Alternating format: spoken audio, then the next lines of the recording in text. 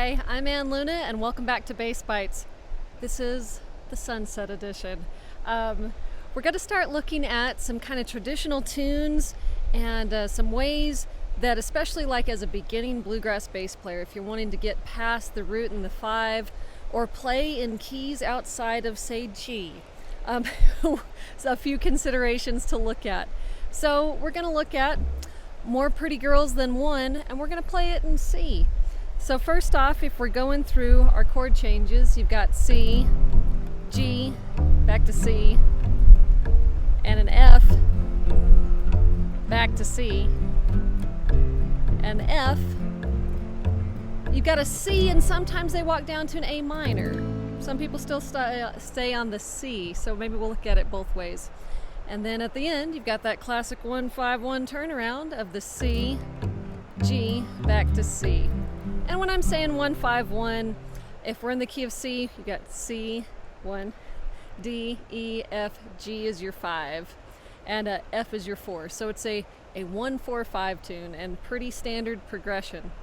So what I was doing right there is just roots and fives, which is just fine. But let's say you want to do something a little bit different. So, and I'm also, by the way, in this lower register, I've got the low C on the A string and the low G on the E string. Now sometimes that low G, you can hear there, I've got a tiny bit of a click if I'm not careful. If you've got a buzzy E string, that may not be a great note for you. So you can have your open G, but keeping in mind that if you do, that's generally going to ring out a lot more than this closed position C. So sometimes what I do is I will play a closed position C with my index on a C and my pinky up on a G that's on the D string, so, right? So that's one way to kind of even out your tone if that's feeling like too much, if that G is sticking out too much.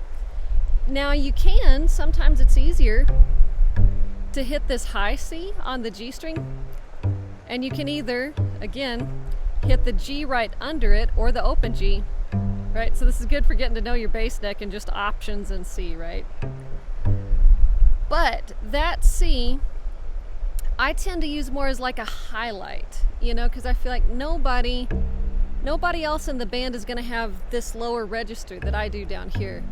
So if you're thinking there's more pretty girls than one, right? Or if I'm up here, there's more pretty girls than one. It's a personal preference thing, and there may be certain frequencies that stick out to you or your bandmates that you do or don't like. So I'll try to show you this highlight thing too, because if I'm here, so if you got do, do, do, do, do, do.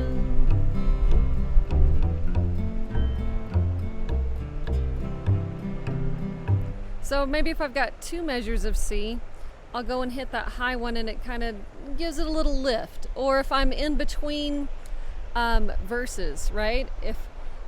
So we're gonna fast forward here. There's more pretty girls than one. I might do that kind of like at the end of something going into the next verse. We'll try to tie all that together. So back to adding more than the root and the five. So one option is you can start hitting the third. Okay, so on a C, this is where your little bit of music theory comes in handy, right?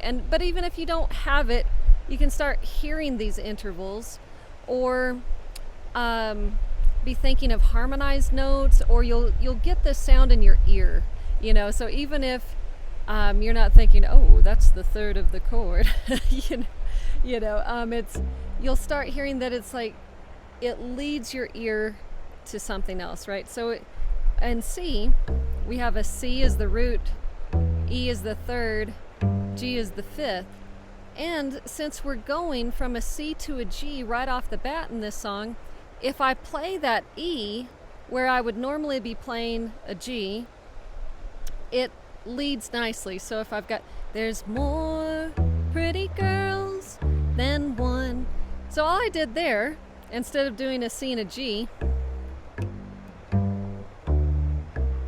is I did a C and an E. But it gives you a little variety and lets you move your fingers a little bit as you're learning positions. So then from there, if you want something even more fancy, is to adjust the rhythm ever so slightly. And what I mean by that is, normally in bluegrass bass, if we're keeping things pretty simple, we're hitting on beats 1 and 3. So here, we're going to hit on beats 1, 3, and 4. So if I've got... So this is just this first chord change from a C to a G, which is a 1 to a 5.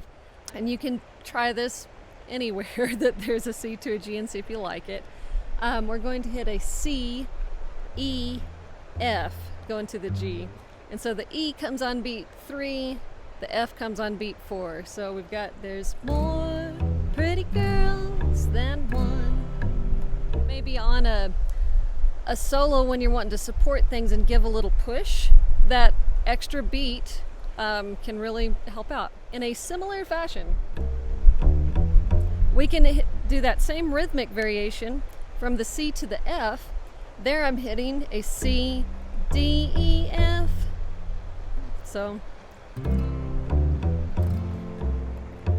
and you can go back down from the F the same way you came. So now we're going from the F to the C. You can go F, E, D, C. You can go back up the same way.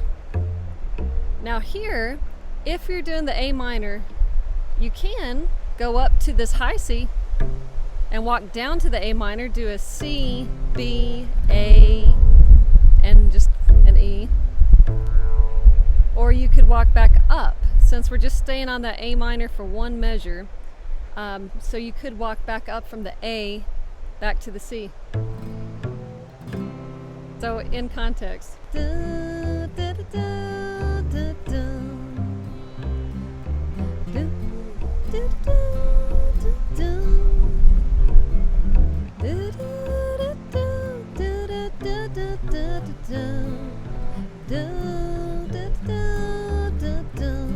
So that's one option, and if you don't like going to that high C, you could do that same walk down to your A, just an octave lower, right?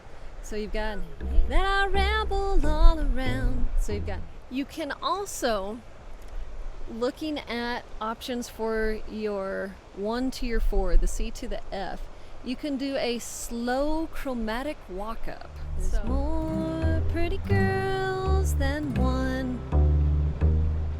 There's more pretty girls than one. So what I was doing there to the F, I've got a C, D, E flat, E to an F. So I'm spreading that out over 2 measures. And you could condense that to 1 measure.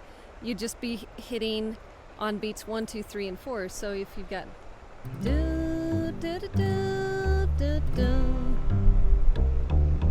do, do, do, do, do. Right? So that's an option. And that might sound more appropriate like on a solo or something, if there's kind of that energy rising that you want to match. So let your ear be a judge on that. And I think that's what we're coming to with all of this, right? Is it's all personal preference.